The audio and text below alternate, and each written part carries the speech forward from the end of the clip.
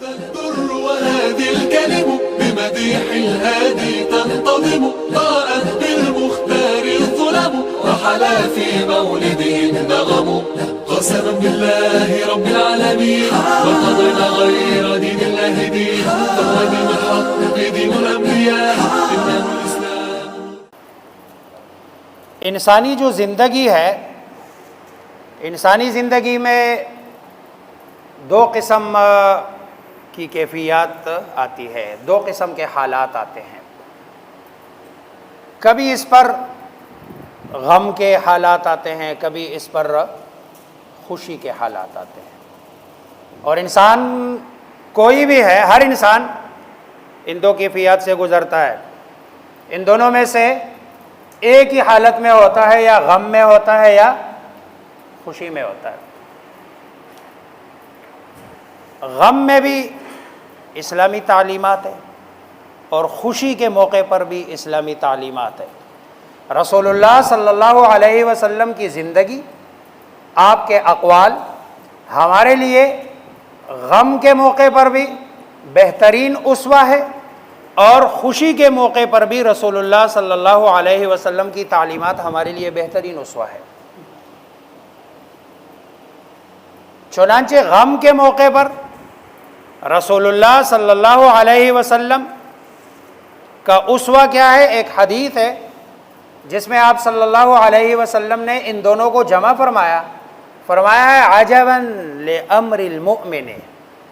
مومن کا جو معاملہ ہے یہ بھی بڑا تعجب خیز ہے. ان امرہ کلہ لہ خیر، اس کی ہر حالت اور اس کا ہر معاملہ اس کے لیے بھلائی ہی بھلائی ہے. وَلَيْسَ ذَلِكَ إِلَّا لِلْمُؤْمِنِ، اور یہ ایمان والے کے علاوہ کسی اور کے لیے نہیں ہے. ان اصابتہ سراء شکر فکان خیرا لہ، اگر اس کو کوئی خوشی ملتی ہے تو یہ اللہ کا شکر ادا کرتا ہے تو یہ اس کے لیے بہتر ہے. اور وَإِنْ أَصَابَتْهُ ضَرًّا، اگر اس آدمی کو کوئی تکلیف پہنچتی ہے، کسی مصیبت میں آتا ہے، صبر، تو یہ صبر کرتا ہے، فَكَانَ خَيْرًا لَهُ، تو یہ اس کے لیے بہتر ہے. گویا کہ خوشی کے موقع پر شکر اور غم کے موقع پر صبر. ہمارا معاملہ اس کے بالکل الٹ ہے. غم کے موقع پر صبر تو دور کی بات ہے، اللہ تبارک و تعالی سے گلے شکوے، اس طرح کے کلمات کہ جس پر جیسے کہ اللہ تبارک و تعالی پر اعتراض کیا جا رہا ہو. حالانکہ اسلام نے منع فرمایا.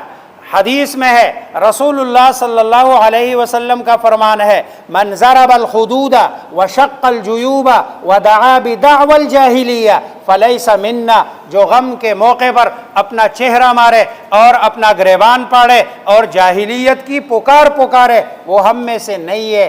جو بندہ غم کے موقع پر صبر اختیار کرتا ہے یہ ایمان والا ہے، اور اس صبر پر اس کو اللہ تبارک و تعالیٰ کے ہاں بہت بڑا اجر ملتا ہے، ثواب ملتا ہے. چنانچہ قرآن کریم میں اللہ تبارک و تعالیٰ فرماتے ہیں الذین اذا اصابتہم مصیبہ، فرمایا وبشر الصابرین، کہ صبر والوں کو خوشخبری دے دو.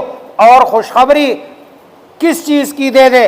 اولئک علیہم صلوات من ربہم ورحمہ، کہ ان لوگوں پر اللہ تبارک و تعالیٰ کی رحمتیں نعمتیں یہ ساری کی ساری نازل ہوں گی. واولئک هم المہتدون، اور یہی لوگ ہدایت یافتہ ہے. یہ صبر کرنے والے کون ہے؟ الذین اذا اصابتہم مصیبہ، جب ان کو کوئی مصیبت پہنچتی ہے، تکلیف پہنچتی ہے، قالوا، تو کہتے ہیں انا للہ و انا الیہ راجعون، اللہ کا دیا ہوا تھا، اللہ نے واپس لے لیا. اس لیے غم کے موقع پر صبر یہ اسلام کی تعلیمات ہے. قرآن میں اللہ فرماتے ہیں ان ذالک لمن عزم الامور، کہ یہ جو صبر والا کام ہے اللہ تبارک و تعالی کے ہاں یہ باقی تمام معاملات میں سب سے اونچے درجے پر ہے۔ اس لیے اسلامی تعلیمات میں غم کے موقع پر صبر اور خوشی کے موقع پر شکر،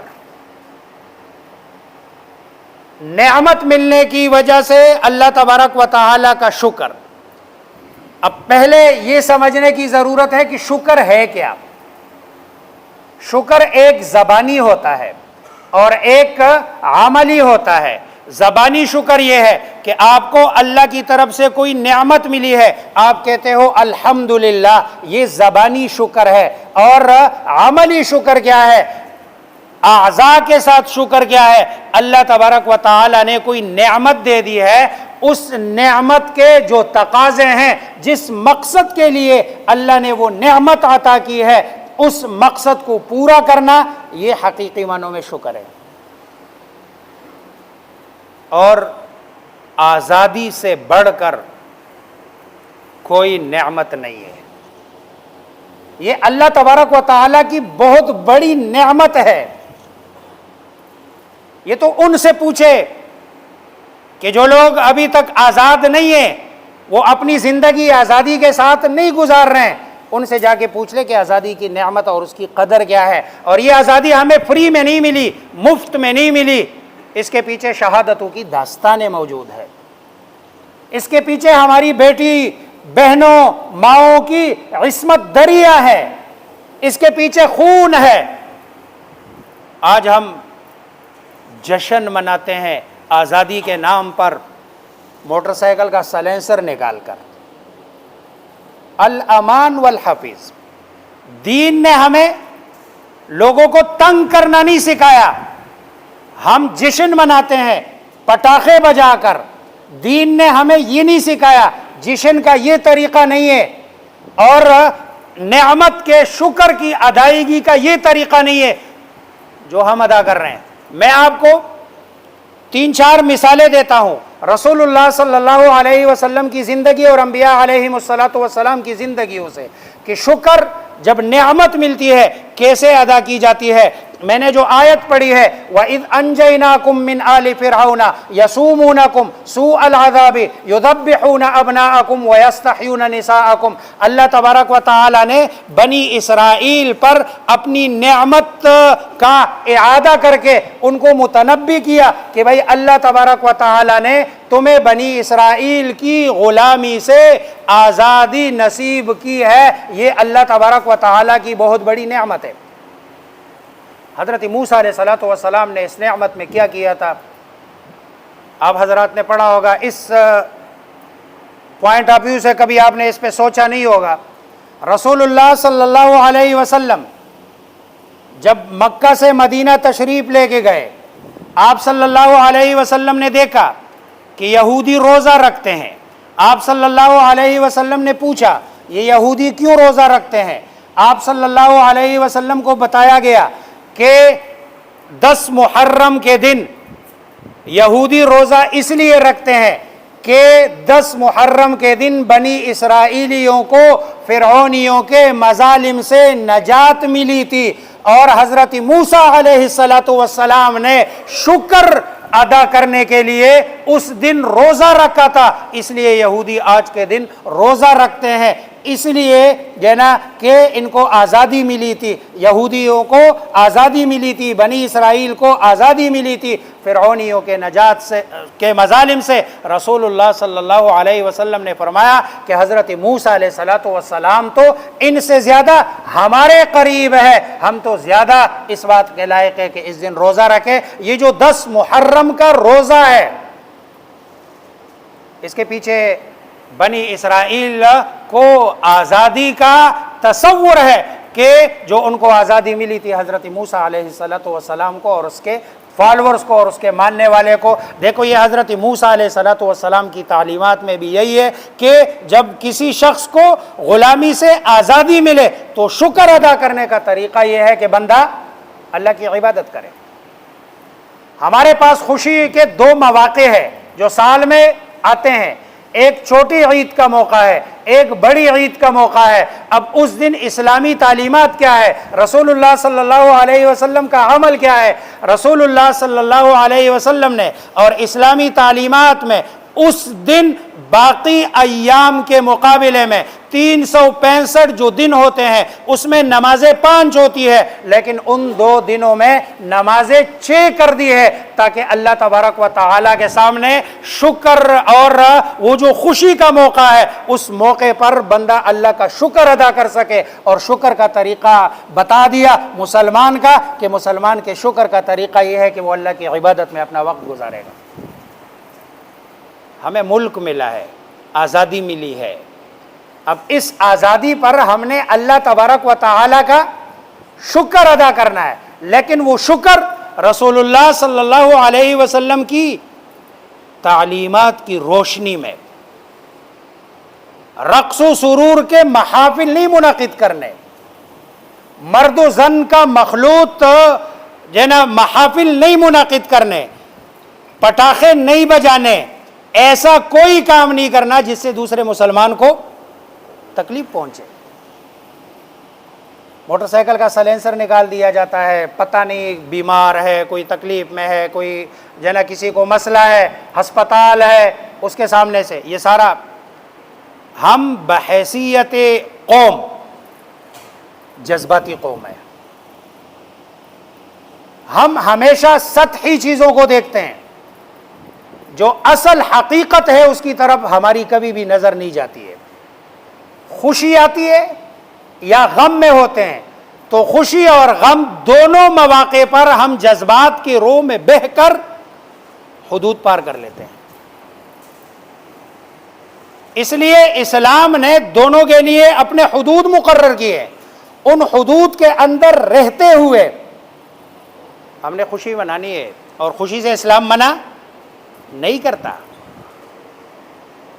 اس کو یہ نہ سمجھا جائے کہ اسلام خوشی سے منع کرتا ہے، اسلام ہنسنے سے منع کرتا ہے، اسلام جو ہے نا مسکرانے سے منع کرتا ہے۔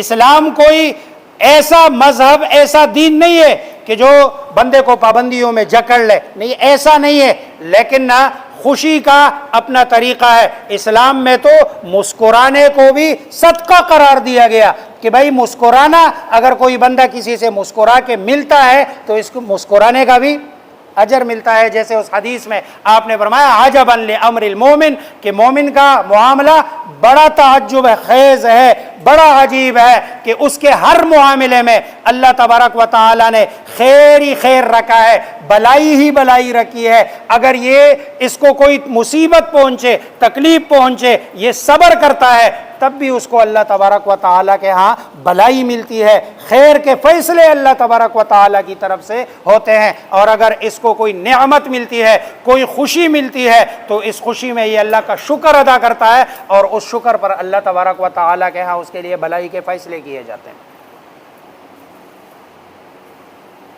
تو آج کے دن یہ جو 14 اگست آ رہا ہے، ہم ایک عہد تو یہ کریں کہ بھائی انفرادی طور پر ملک کو جس مقصد کے لیے حاصل کیا گیا تھا، لا الہ الا اللہ، اگر اجتماعی طور پر نہ بھی ہو تو میں اپنے آپ اور ہر بندہ اپنے آپ کو یہ عہد کر لے کہ ہم نے اپنی زندگی کلمہ لا الہ الا اللہ کے تقاضوں پہ گزارنی ہے۔ اگر ہم نے یہ عہد کر لیا اجتماعی طور پر، تو پھر اللہ کا فیصلہ ہے لَإِن شَكَرْتُمْ لَأَزِيدَنَّكُمْ، اگر تم اللہ کا شکر ادا کرو گے تمہاری اس نعمت میں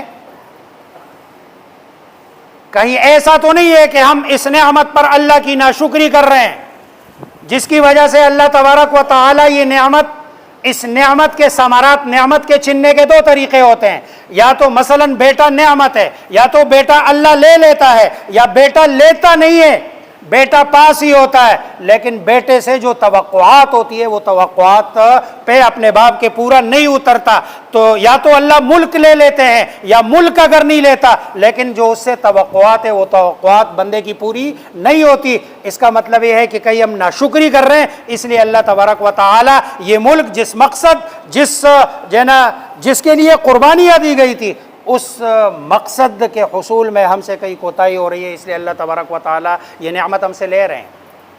دوسرا کام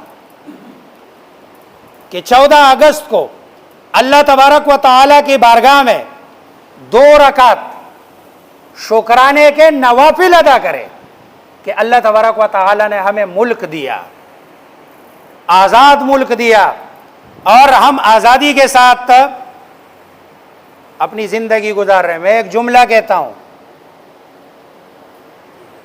کہ ہماری جو آزادی ہے، ہمارے ملک کی آزادی ہے، یہ میرے خیال میں پوری دنیا میں اس طرح کی آزادی کسی ملک میں نہیں ہے۔ پوری دنیا میں گھومے آپ، پوری دنیا میں اس طرح کی آزادی کہیں بھی نہیں ہے جس طرح ہمیں اللہ تبارک و تعالیٰ نے آزادی دی ہے۔ تو دوسرا کام شکرانے کے نوافل، اور تیسرا کام اللہ تبارک و تعالیٰ سے گڑ گڑا کر پہلے تو توبہ کرنا کہ اللہ ہمیں یہ ملک دیا، ہم آج تک اس نعمت کا شکر ادا نہیں کر سکتے ہیں، اس پہ توبہ کرتے ہیں اور آئندہ یہ عزم کرتے ہیں کہ ہم تیرے اس دیے ہوئے نعمت کا شکر بھرپور طریقے سے ادا کریں گے۔ اور چوتھا کام ملک کے لیے دعائیں، ملک کی سلامتی کے لیے دعائیں، ملک کے لیے جو لوگ محنت کر رہے ہیں، خدمت کر رہے ہیں، جن لوگوں نے اس کی آزادی میں اپنا خون دیا، جن لوگوں نے اس کی آزادی میں اپنی عزت، عصمت، آبروئیں لٹائی، ان کے لیے دعائیں کرے، اے اللہ ان کے درجات کو بلند کرے، اے اللہ ان کو وہ مقام دے دے کہ آج ان کی قربانیوں کی برکت سے آج ہم اس ملک میں آزادی کے ساتھ اپنی زندگی گزار رہے ہیں۔ یہ ہے اللہ تبارک و تعالیٰ کا حقیقی معنوں میں شکر۔ اگر یہ کام ہم کر لیں تو پھر تو یہ اللہ تبارک و تعالیٰ کا شکر ادا ہوگا، ورنہ بصورت دیگر اللہ تبارک و تعالیٰ کی ناشکری ہوگی، اور ناشکری پر نعمت کے چھن جانے کا جو ہے نا قوی اندیشہ ہوتا ہے، اور کہیں ایسا نہ ہو، اللہ نہ کرے، اللہ نہ کرے، یہ نعمت اللہ تبارک و تعالی ہم سے چھین لے۔ اللہ مجھے آپ سب کو ملک سے محبت نصیب فرمائے، اور اللہ مجھے آپ سب کو عمل کرنے کی توفیق عطا فرمائے۔